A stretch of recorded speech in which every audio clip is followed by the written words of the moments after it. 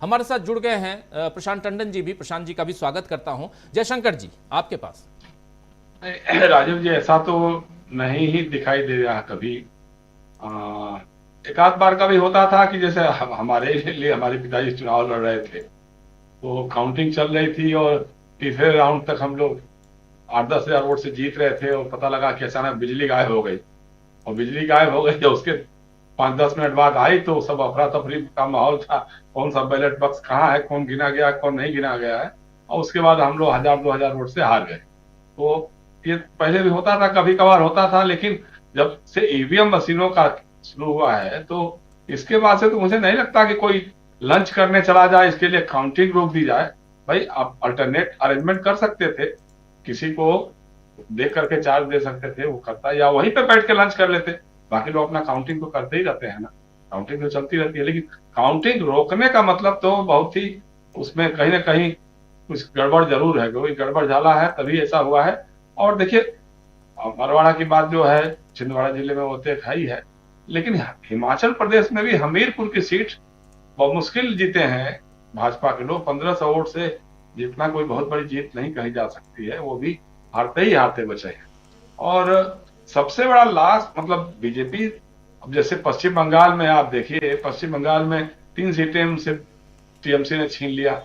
तमाम संदेश खाली, संदेश खाली, रोज रोज संदेश खाली ही चिल्लाते रहते थे लोग, टीवी पर, सोशल मीडिया पे, हर जगह पे। लेकिन हुआ क्या? लोकसभा के चुनाव में भी वही नतीजे, और विधानसभा के चुनाव में भी अभी आपने देखा 4 की 4 सीटें जीत के आ गई। टीएमसी उसमें 1 सीट तो उसके पास थी, लेकिन बाकी तो इनसे निकल गई ना, इनसे ले लिया।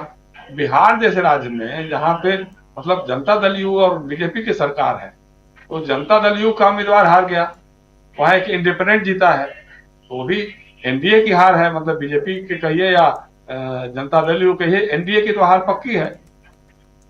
सबसे बड़ी बात जो हुई है राजीव जी, उत्तराखंड, उत्तराखंड हार के चुनाव में लगातार कांग्रेस के लिए चिंता का विषय रहा है और बीजेपी के लिए जीत का और उत्साह का माहौल रहा है। विधानसभा का चुनाव भी उन्होंने बड़े बहुमत से जीता, फिर लोकसभा का चुनाव में उसमें 5 की 5 सीटें उनके पास चली गई। लेकिन इस बार 2 उपचुनाव हुए और दोनों उपचुनाव में कांग्रेस के उम्मीदवार जीत गए। एक तो चलो बहुजन समाज पार्टी की सीट थी, हालांकि वहां पर बीजेपी चुनाव लड़ी थी और तीसरे नंबर पे चली गई बताते हैं लोग, तो वो भी एक है। तीसरे पे और चली सबसे गई थी बड़ी, लेकिन बाद में दूसरे पे आ गई थी। तीसरे दूसरे पे पे आ चली गई जी। थी। हाँ ठीक है, तो लेकिन वो हार गए, वहां पर भी गया वो। बद्रीनाथ हार गए, वो सबसे बड़े इनके लिए एक तरह से चिंता की बात है कि अयोध्या में राम नाराज हो गए, चित्रकूट वाले नाराज हो गए, प्रयागराज वाले नाराज हो गए, बक्सर वाले नाराज हो गए, नासिक नाराज हो गया, रामेश्वरम नाराज हो गया, रामटेक नाराज, मतलब राम के प्रतीक स्थल जितने थे उन अब सब तो जगहों शिव पे, भी नाराज हैं, वही बद्रीनाथ कह तो रहा हूं मैं, शिव हैं उन जी। उन उन सभी सीटों पे भाजपा को चपत लगी, जोर की चपत लगी। और अब तो बाबा बद्रीनाथ जो है, भोलेनाथ, उन्होंने भी कह दिया कि आप तुम्हारे हमारे नाम पे तो बहुत नौटंकी कर रहे हो, कभी केदारनाथ में करते हो, कभी बनारस में करते हो, सब बर्बाद कर रहे हो, वहां के लोगों को बर्बाद कर रहे हो, तो ये सब बंद करो भाई। अब हम, हमारा त्रिशूल अब तुम्हारे खिलाफ खड़ा रहेगा। तो बाबा बद्रीनाथ ने तो दे दिया, मैसेज दे दिया। तो इसलिए चिंता की बात है कि लग रहा है कि देवी देवता जो हैं नाराज हो रहे हैं। आप चाहे दुनिया भर में घूमते रहिए, यहाँ लोग बाढ़ में जलमग्न हो गए, पूरे के पूरे इलाके। कहीं कोई देखने वाला नहीं है, कहीं कोई सोचने वाला नहीं है, कहीं आने जाने वाला नहीं है। या आप एक बार हेलीकॉप्टर से ही घूम करके देख लेते कम से कम कि भाई कितना नुकसान हो रहा है, कितना हो रहा है, क्यों हो रहा है। ये तो बोलते थे कि साहब हम तो ड्रोन से देख लेते हैं, स्पेस टेक्नोलॉजी से हम सड़कें बनवाते हैं, पता नहीं सड़क गायब ही हो गई पूरे इस पहले ही बरसात में, सड़क कहीं दिख ही नहीं रही है। तो ये सारी चीजें हैं, इन सब चीजों को लेकर के वो माहौल इनका बिगड़ रहा है। और आपको बताऊं मैं कि देखिए, जब एक पूर्व संकेत होते हैं, ये जो एक संकेत होता है जी। आपकी बर्बादी का, आपकी बदहाली का। राजस्थान में विधानसभा का चुनाव हुआ था राजीव जी, बड़े बहुमत से भारतीय जनता पार्टी जीत करके आई। उसके तुरंत बाद श्री गंगानगर में उपचुनाव हुआ था।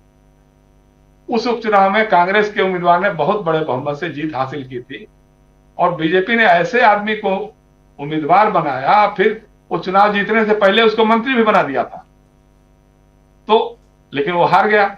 अब हारने का नतीजा आप देखिए कि राजस्थान में जब लोकसभा का चुनाव हुआ तो दर्जन भर सीटें बीजेपी के हाथ से निकल गई। तो एक तरह का संकेत मिलता है, कहीं ना कहीं ये बताता है कि भाई अब आपके लिए उत्तराखंड, हिमाचल में जिस तरह से विधायकों की खरीद फरोख्त किया, राज्यसभा के चुनाव को मैनेज किया, कोशिश किया कि सरकार सुखविंदर सिंह सुक्खू की सरकार गिरा दी जाए, उसके लिए आपने विधायकों की खरीद फरोख्त की।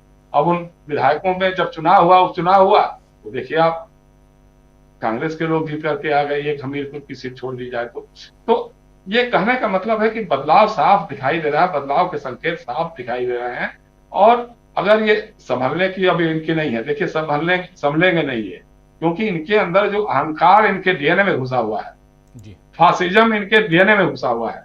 अभी देखिए 4 विधानसभा को चुनाव होने वाला है, जम्मू कश्मीर में आज जो नया एक नियम कानून बना दिया है कि सारे अपॉइंटमेंट्स एलजी करेंगे, राज्यपाल करेंगे। ये क्या मतलब है भाई? तो विधानसभा और राज्य का, एक तो वैसे ही लोग नाराज थे, उनको आपने उनका हक छीन लिया, 370 खत्म कर दिया। अब आप कह रहे हैं कि साहब वहां जो दिल्ली की तरफ से जो अपॉइंटमेंट्स होंगे, तो फिर विधानसभा और मुख्यमंत्री और सरकार का फिर चुनाव क्यों कराते? खत्म कर दीजिए, कहिए साहब यहीं से हम चलाएंगे, जो हम चलाना होगा उसी तरह करेंगे। तो ये फासिज्म है, फासिस्ट मनोवृत्ति जो है। और कह रहे हैं कि साहब हम तो अब संविधान हत्या दिवस मनाएंगे, 25 जून को अब संविधान हत्या दिवस मनाएंगे। अरे भाई, अगर संविधान की हत्या हो गई 25 जून 1975 को, तो आज कौन सा संविधान, कहां से लेकर के आए हैं संविधान? जो आज संविधान हमारे सामने है, जिसको राहुल गांधी, इंडिया अलायंस के सारे लोग कह रहे हैं कि संविधान को बचाना है हमको, आप तो दिमागी दिवालियापन के सबसे बड़े उदाहरण है कि जो संविधान है, जिसके आधार पर काम हो रहा है, उसमें संशोधन आपने भी किए हैं। कांग्रेस के रिजिम में भी संविधान संशोधन हुए थे, आपातकाल में भी हुए थे, ठीक है हुए थे, आपने भी किए, बाद में बहुत सारे संशोधन किए।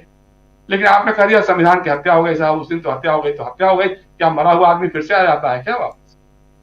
मतलब जो मन में आ रहा है ऐसे इस तरह से कर रहे हैं लोग इसका। लेकिन यह है कि जनता इन सब बातों को समझने लगी है राजीव जी, वो इन सब बातों में फंसने वाली नहीं है, उलझने वाली नहीं है। उसके सामने उसके बेरोजगारी, उसका महंगाई, उसका अग्निवीर की प्रॉब्लम, उसके कृषि और किसानों की समस्याएं, ये सारी समस्याएं एक साथ जुड़ते चली जा रही हैं।